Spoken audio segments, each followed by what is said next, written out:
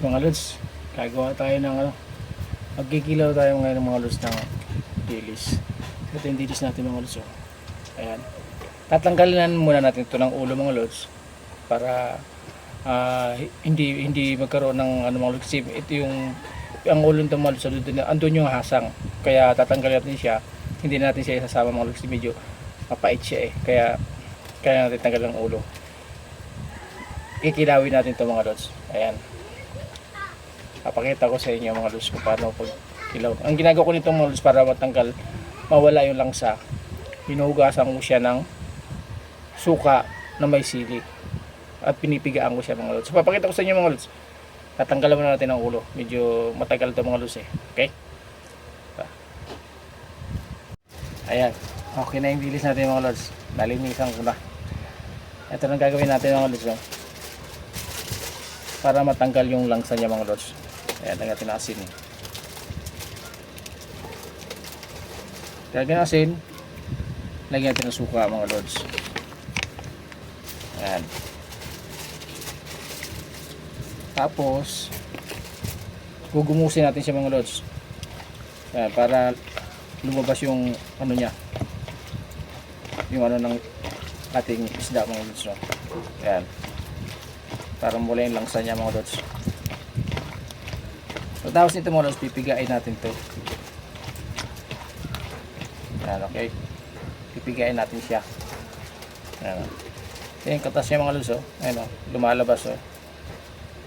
Yan ang tatanggalin natin, okay. Tapos lipat natin dito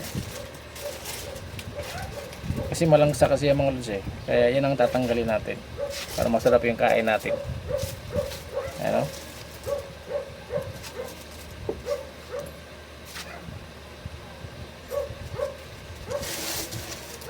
ayan.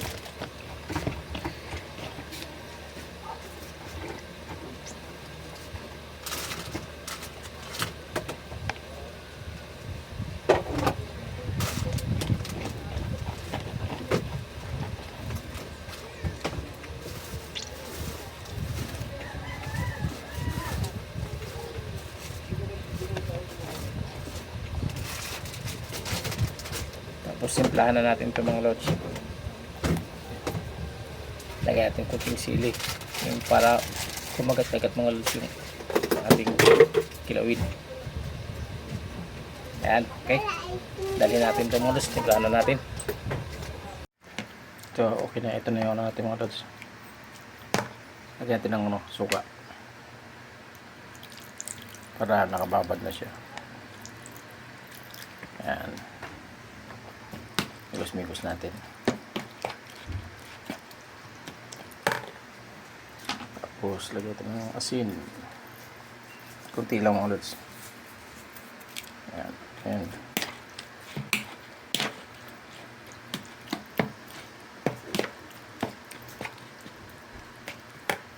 Natin konti. Tapos ito na yung ating luya mga lods, para yung langsa niya tuloy maalis. Ayan.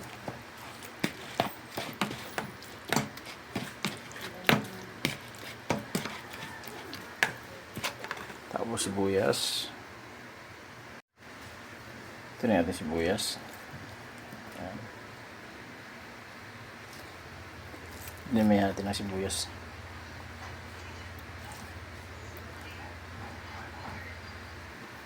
Ayan, okay.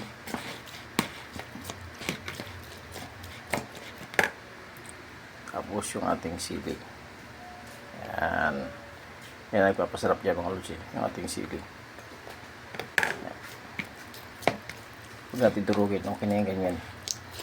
Matarap naman kasi mga lods kahit na hindi nadurugin Tapos siyempre yung ating pipino. Ayan.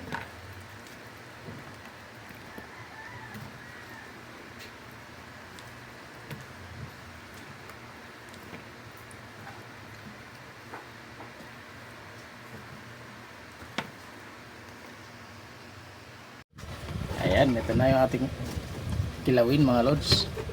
Bikos-bikos natin. Yan o.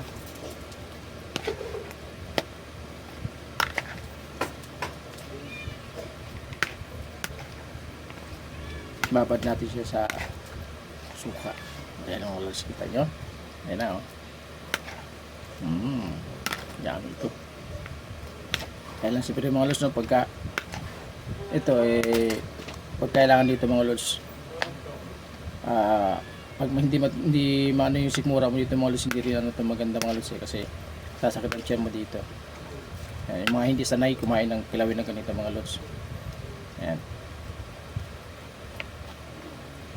Yan. Tikman natin.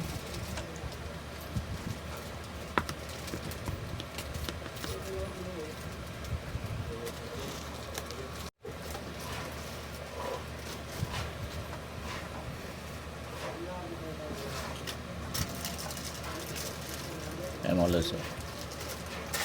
Okay.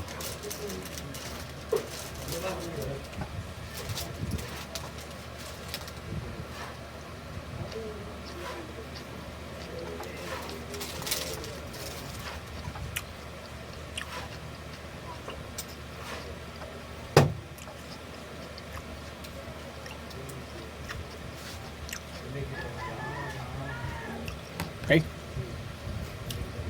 Swak.